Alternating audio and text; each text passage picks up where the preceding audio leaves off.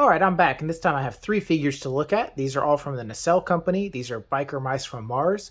We have Vinnie, Throttle, and Modo. I'm going to be unboxing and giving my kind of first thoughts on and review. I remember liking the show as a kid and really enjoying the toys. They've kind of always stood out to me, and I've thought many times about going back and collecting the vintage toys and just never really got around to it. But when I did see these kind of pretty available out at local retail shops, I decided to hop on these while I could. So let's take a look at them. All right, let's take a quick look at the packaging itself. Here we have the large window where we can see the big figure, the accessories and extra heads. We have the logo, the name, description of something special they come with. The sides, we have a picture of Vinnie there, or whoever it is. Same on the other side. And on the back, we have a kind of a cross sale, I guess, with the pictures of the other figures. And we get a bio for each one. So each one of these packages is going to look like that. We have Throttle with Throttle's bio on there, and Modo with Modo's bio. All right, and as I typically like to do, let's open these all on camera, kind of get them out so you can see exactly how your opening experience will be. I like to do these videos as I'm opening them and kind of give my first thoughts and reactions. I like those videos, and I like to do them. So here we have the clamshell itself. There's nothing else in the packaging, no cards or inserts. We have nice clamshell packaging, and these do have a, looks like a lid or a cover that's taped down. And then we have the figure and the contents inside. So we'll take a closer look at those in just a second. But there we have Vinnie. Let's get Throttle here popped open. Yeah, I was excited to find these on the shelf. I first saw them quite a while ago, maybe, I don't know, feels like maybe even a year ago. And then was able to, kind of do some research into them, look at the company itself. I'd never heard of Nacelle or had any of their toys. But after kind of months of seeing them, I finally decided to pull the trigger and grab these guys. And I'll get into, why I made that decision when I did a little on further in the video, because it's relevant as to why I picked them up when I did. And we have Modo, kind of the biggest bad boy of the bunch. All right, for a closer look at everything included, we'll start with Vinnie here. The figure itself, looking pretty good. I kind of like the way they did the sculpt and the paint on these. So far, they look very cartoony. Normally, I'm not a cartoony guy at all when I look at my figures. Usually, I really actually dislike the cartoony look. But for figures like this, I mean, it's exactly what they are. So this fits perfectly to me. We have Throttle. Good look at the boots. That's like the little details in them, glasses, even the little bandana around the wrist, tattoos. Cool looks to these figures so far. And Modo's noticeably bigger than the others. Good look here at Modo, that robotic arm. As far as accessories go, let's take a look at those. First, checking out Vinnie's. We have this kind of crowbar weapon accessory. Comes with them. Got this handle here. And good metallic sheen to it. Has it's not just one solid color. You can kind of tell. It's got like weathering or kind of wear to it to make it a little bit more three-dimensional in the look. All right, next up we have this claw. We have the handle down here, and it actually works. Cool little gimmick. We have two alternate heads with Vinnie. One this more happy, smiling look, and one the helmeted look for when he's riding his motorcycle. Next up we got this little blaster gun. Cool paint effects on it, and of course this hot dog. And for hands, we have a set of fist hands, closed fist hands there. And we have a set of more open or gesturing hands there. And he has kind of standard gripping hands on him in the package. All right, next up we got Throttle. We have his sprockets and sprocket launcher here. We have the handle on the bottom. Kind of see it clips in here. We got this plunger that'll push it. And let's try this out. Hold on here and we'll press with the thumb. Let's see if it works. Hey, it works.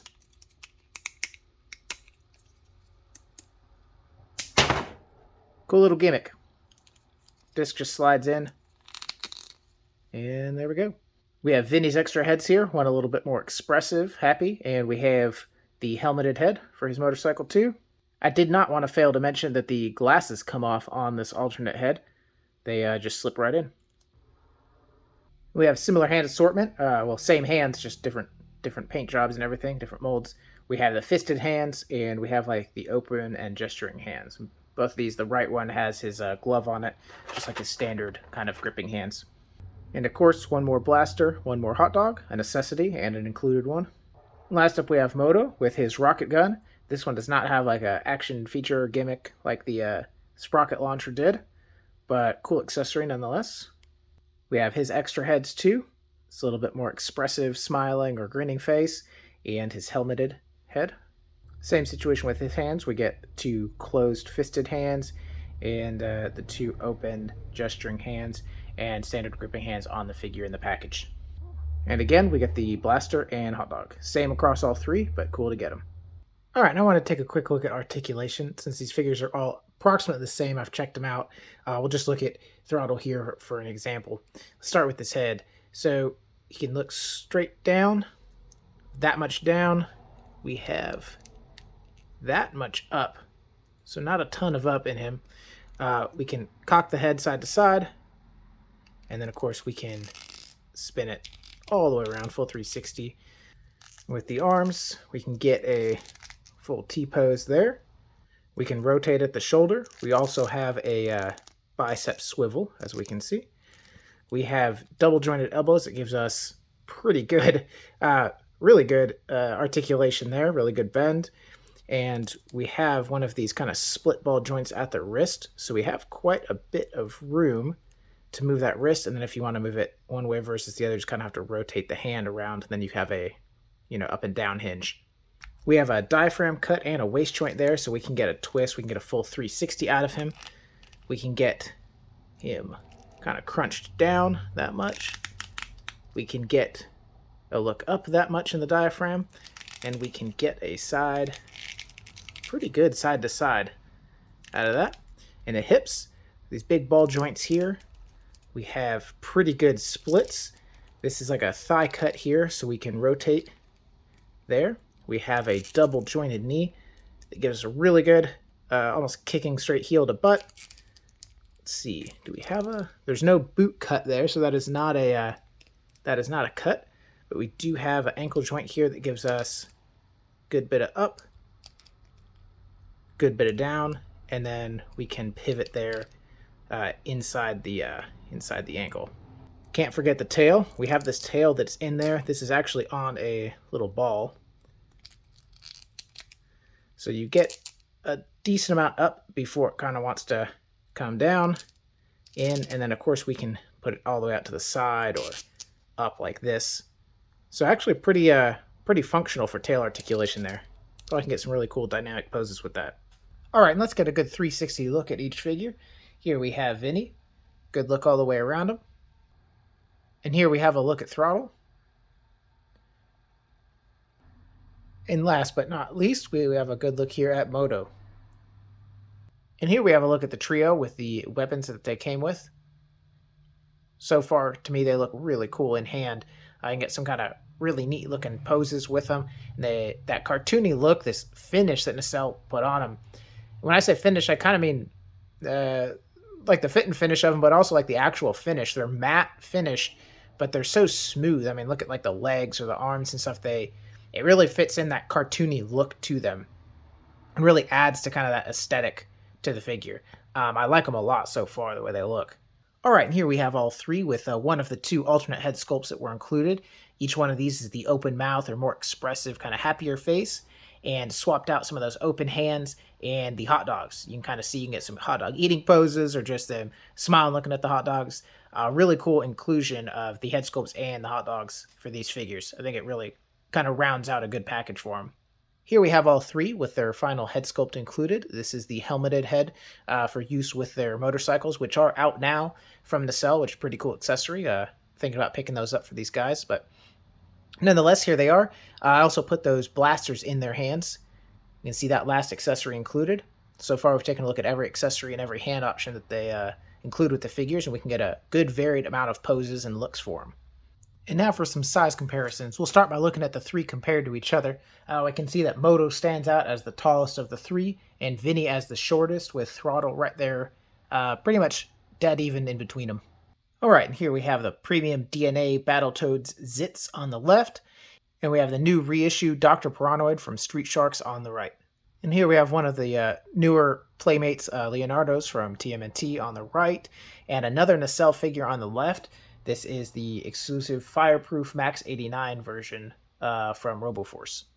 And because the bulk of my collection is Mythic Legions and adjacent kind of things, we have a look here at a standard figure on the right and one of their dwarf characters on the left. We have a Savage Crucible Lemurian on the left and one of the Zestray Studios combatants line on the right. And last look here, a little bit of 90s love for the Biker Mice. On the left-hand side, we have one of the Battletech mechs and pilots, and on the right, we have one of the Exoforce mechs and pilots. All right, and I wanted to wrap this up with some final thoughts on these figures. I'll start first with the reason I picked these figures up when I did. I kind of hinted at that at the beginning of the video. So these I scoped out at Walmart in their clearance section. My local Walmart had these for $5 each, marked down from, I think, $29. $29 is their retail. Online, I think they're $29 to $35. So for $5 a piece, I had to get these. How could you pass them up at that? They're good quality figures. They looked good.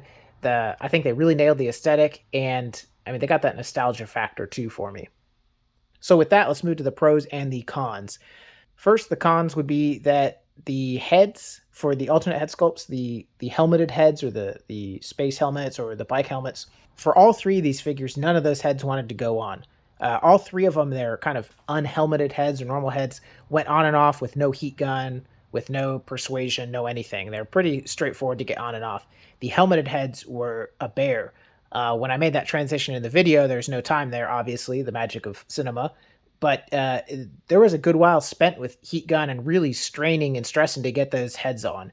So I can't really think of any other cons that I had for these figures other than how difficult it was to get the helmeted heads on them. And then going on to the pros. For me, there's a ton of pros with these figures. It starts with the look. When I saw them through the window the first time at retail, sitting on a shelf, to me, they had the look that I remembered. I'm not saying it's the most accurate representation of them, but me in my brain, thinking about these figures, the cartoon and the original figures I had, I feel like the look was nailed.